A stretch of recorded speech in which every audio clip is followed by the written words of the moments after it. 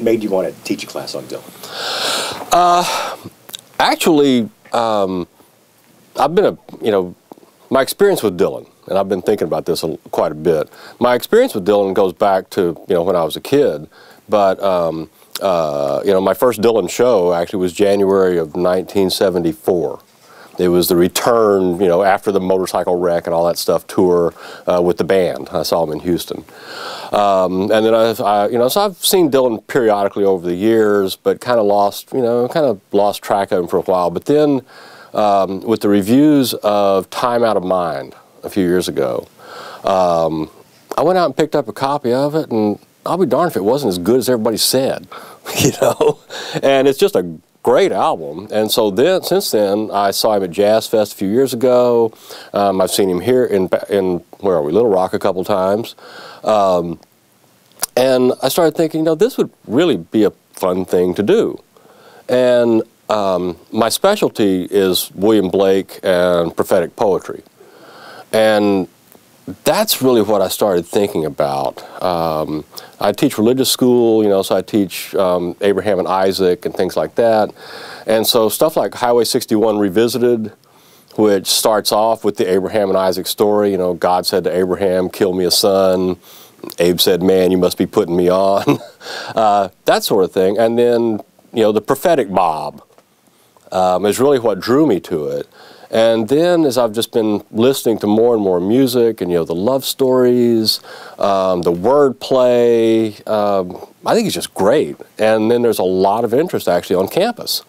A lot of students, I talk to students, oh, Dylan class, wow. And so I thought, well, this will be fun. When I first got the idea, I thought I'm not nearly smart enough to teach this yet. So for the last year or two, I've been actively working on educating myself about Dylan. I read Howard Sound's biography of Dylan. I've been buying Dylan albums like crazy. It's just an excuse to listen to Dylan, I've started getting books. Christopher Hill has a book on Bob Dylan's vision of sin. That's real interesting.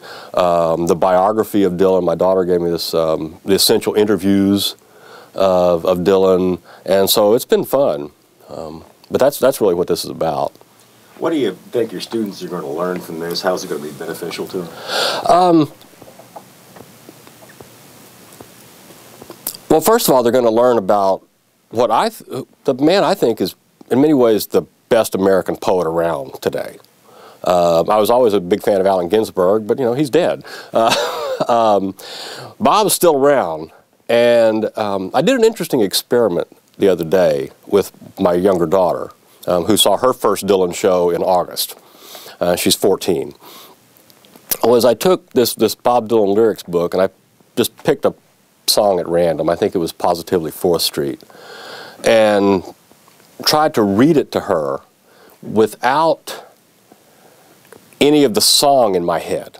Just read it as a poem with full poetic expression, my poetry voice. And when I finished, her response was, man, that guy is really angry. And it was a very interesting and enlightening exercise. And so I've been trying to think how I'm going to organize the class and how I'm going to structure the class. And at one point I thought, well, I'll do, prophetic Bob, love story Bob, I don't know what else, surreal Bob, things like that. But I'm thinking more and more what I'm going to do is let the students each pick an album and have them be responsible for that week for that album. And because in a class like this, how many songs can you actually talk about? How many poems can you actually talk about in any degree of detail in a week? 4, maybe 5, But that's okay. I'm cool with that. And so I thought what we would do is we'd start the week by listening to a song and then read the lyrics and work through lyrics like that, and then in the week.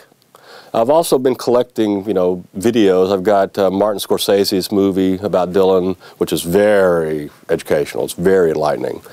And so I think what they'll get a sense not only of the dynamics of this poetry that Dylan writes, but also, of what poetry looks like in the late 20th 20th, early 21st century here in America, here in the United States. One of my questions was going to be about the structure of the class. I think you've answered that pretty much. I'm guessing that you're not going to focus like on a decade or two. You're focusing on Dylan and perhaps from his beginnings to now, how he's changed.